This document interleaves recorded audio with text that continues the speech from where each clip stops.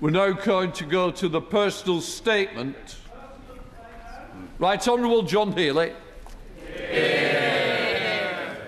With your permission, Mr. Speaker, I'd like to make a personal statement on my resignation as the UK Defence Secretary. Many in the media have pressed me to say more since Thursday, but I'm a proud parliamentarian. I wanted first to speak in this House as I take my seat on the back benches for the first time for more than 10 years. I took the decision to resign with the very greatest regret and reluctance. I continue to be certain about this decision. In time, I believe it will be seen as necessary in securing the future of our armed forces and of our alliances. It's been the privilege of my life to work alongside the exceptional people who serve this country in defence, military and civilian alike. They work 24/7, so often unseen. They are the very best of Britain. Yeah. They and the new Defence Secretary have my fullest support. Yeah. Mr. Speaker, I've been a Labour MP for nearly 30 years, a Labour member for 45 years, a trade unionist for longer still. It is my family, literally. Jackie, my wife, worked for Labour HQ. We met at a union conference. 2 weeks later, we were engaged. We only ever wanted...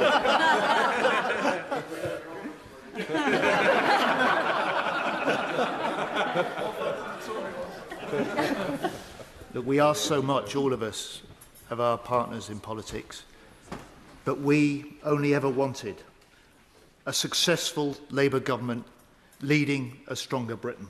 Yeah. And my decision last week was about our country, not career. I loved the job.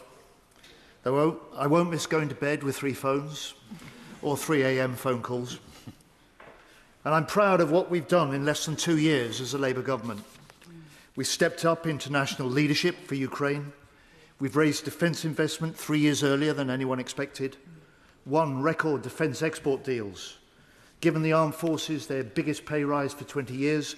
Brought 36,000 Forces family homes back into public ownership. Yeah. And we've signed major defence agreements with Germany, Norway, France and the European Union. Delivering for defence, delivering for Britain. Yeah. And the Prime Minister has led this drive, rightly earning respect at home and abroad. He and I jointly commissioned the first of its kind strategic defence review, which has set the vision to transform our armed forces, to make our military more war-fighting ready, better able to deter. And we've been doing exactly this in the 12 months since the SDR was published.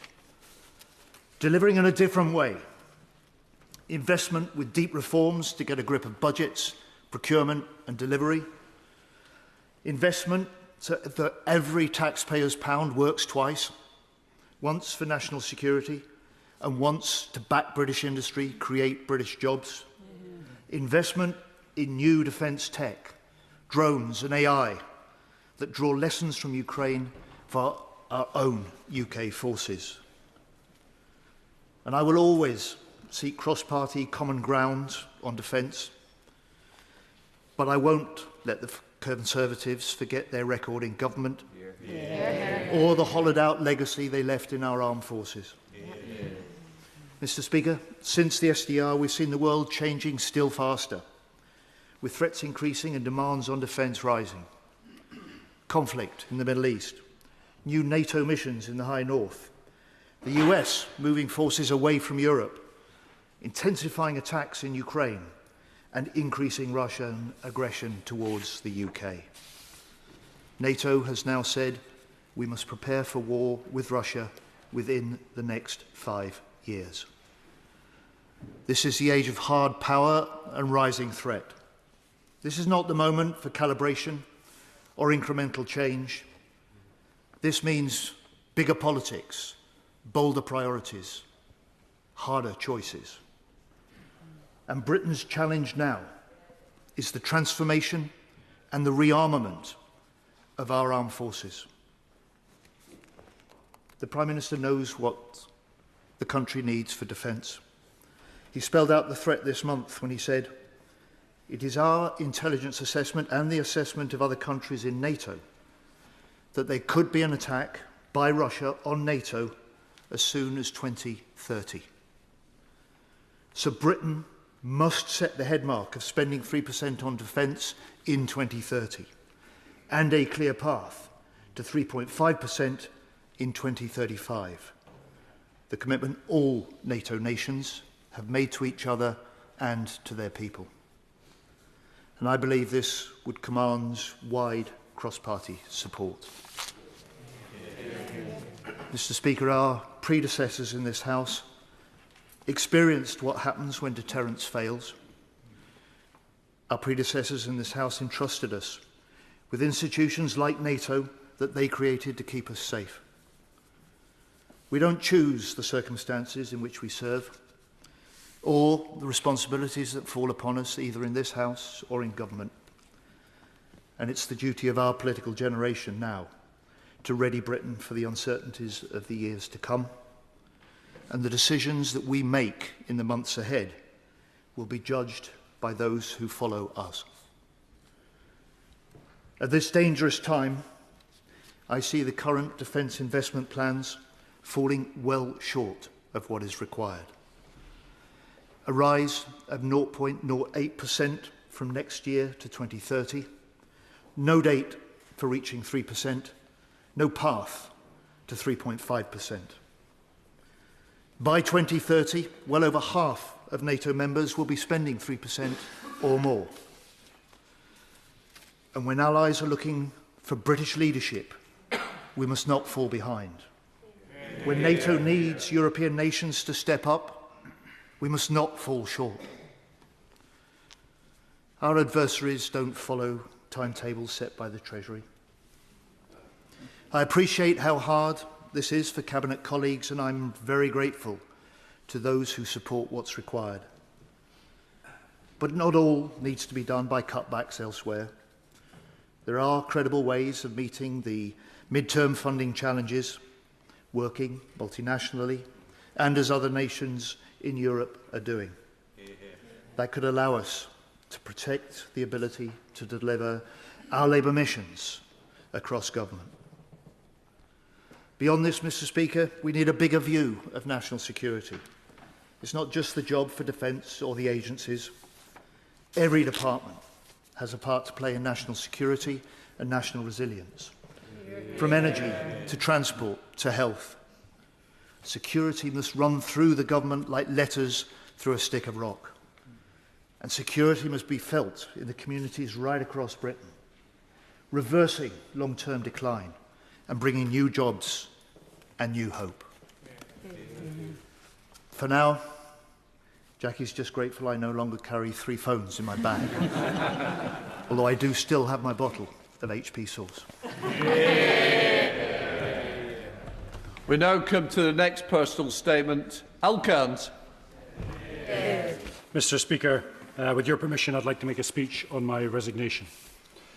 I want to start by echoing the remarks of so many in the House on the 10th anniversary of the death of Jo Cox. Whilst I did not know Jo, I know what she stood for. Her unwavering commitment to equality has left a lasting legacy, and her words still ring true. More in common than divide us. Still true and still worth fighting for.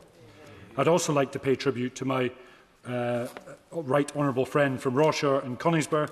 This is the second time I have followed you this week, and it's a privilege to do so. Last week I resigned as a Minister for the Armed Forces. It was an exceptionally difficult decision. I've never quit anything in my life, and my mother will confirm that. She tried to get me to quit the Marines for 24 years, but she failed many times. But I spent those 24 years in uniform. I served in operations around the world. I commanded men and women in combat and carried responsibility for their lives. I buried friends and stood beside families receiving the worst news imaginable. So when I accepted ministerial office, I did so with a simple purpose: to serve those that serve us. I remain grateful to the Prime Minister for the opportunity to do so. I thank my ministerial colleagues, the individuals on this side of the House, civil servants, and above all, the servicemen and women I have had the privilege to represent. But there comes a point when honesty requires action, and for me that point came last week. As honourable members know, I came into politics for one reason, and that was to enact change. But to be able to work out where you're going, we must realise where we have come from. The Labour Party I joined is one that was chiselled out of the mines of the North East. It was hammered out of the shipyards of Govan, Liverpool and Belfast, and it was forged in the factories of the Industrial Revolution.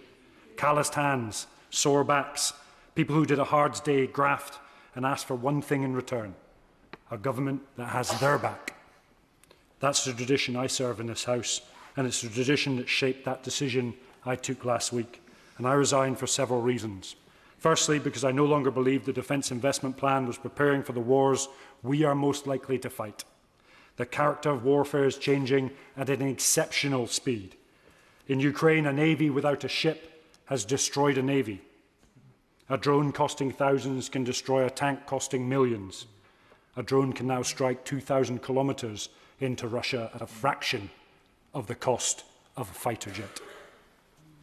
It is not either or. It's an equitable mix of high-end sophistication coupled with low-end mass. That's the balance we must seek, but from my view, the Defence Investment Plan did not strike that balance, for various reasons. I want to give just a small example to bring that home, because it can be often lost. In a town in Ukraine similar to the same size as Hereford, in one day, there were 12,000 drones in the air. Just comprehend that, 12,000 drones in the air, and 90% of all casualties are from drones. Not the rifle, not the grenade, not the tank, not the artillery, but from drones. What will it take? I asked the House, what will it take to realise these figures are not fiction? They're not an embellishment of the truth, but a hard fact born out of the blood and the steel of a hot war. That is the maths of modern war. Millions of drones against high-end sophisticated systems that deliver late with huge levels of inflation and, importantly, cannot be reproduced at the pace required to sustain a conflict against a major adversary. What will it take to learn this lesson? Do we need to rerun the snatched Land Rover? Do we need to rerun the lack of body armour? Do we need to rerun the lack of protected vehicles in Afghanistan that I saw impact men and women in the front line? We do not, and we should not. Moreover, as the clouds of war darken Europe's border once more, do we need to learn the lessons our forefathers learnt in World War II or indeed the Cold War?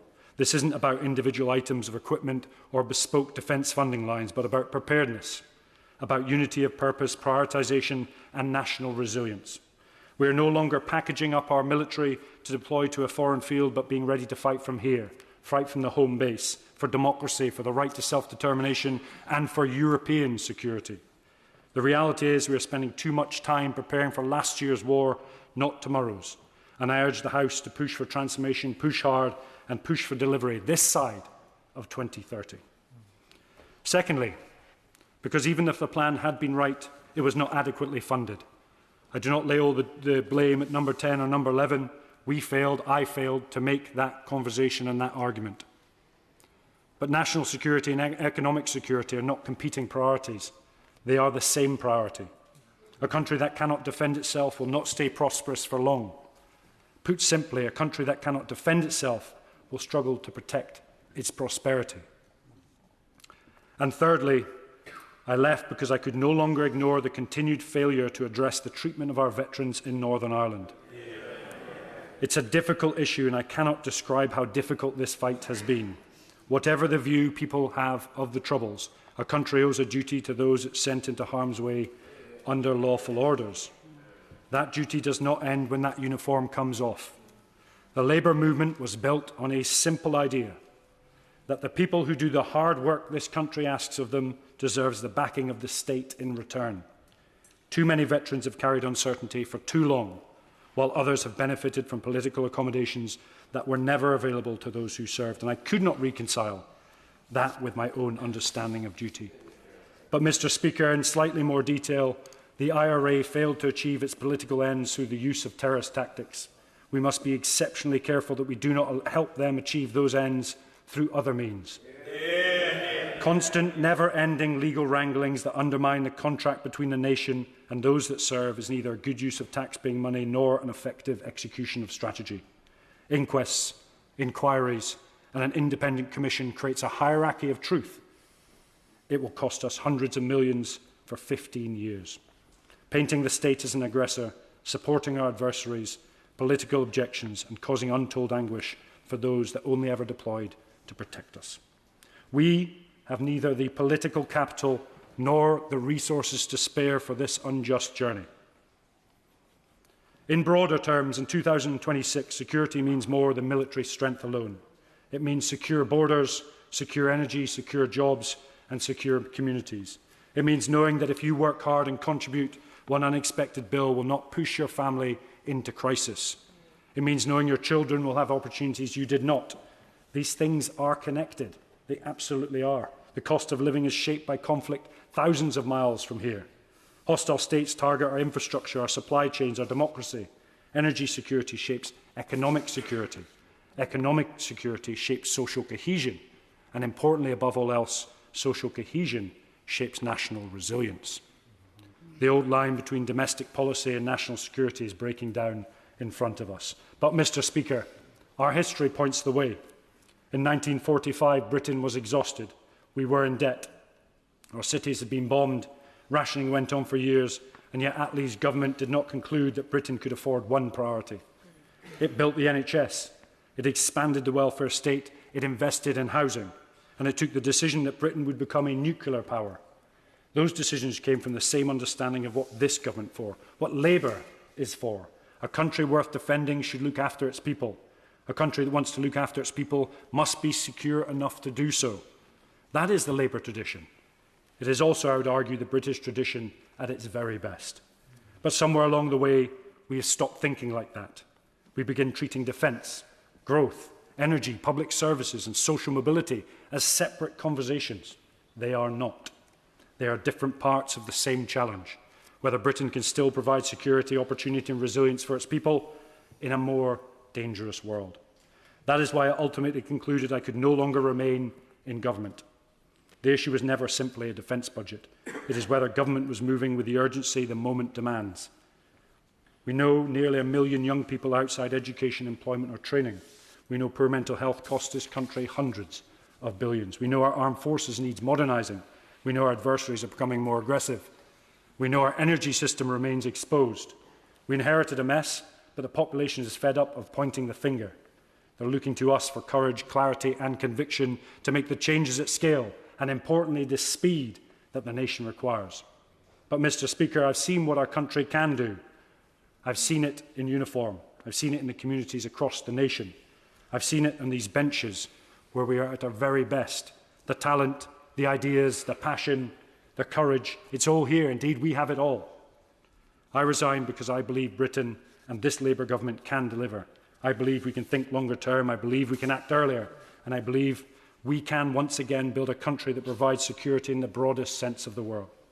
Security for our nation, security for our communities, security for our working families, security for the next generation. That is the debate I'm confident this resignation has started. Thank you. Yeah.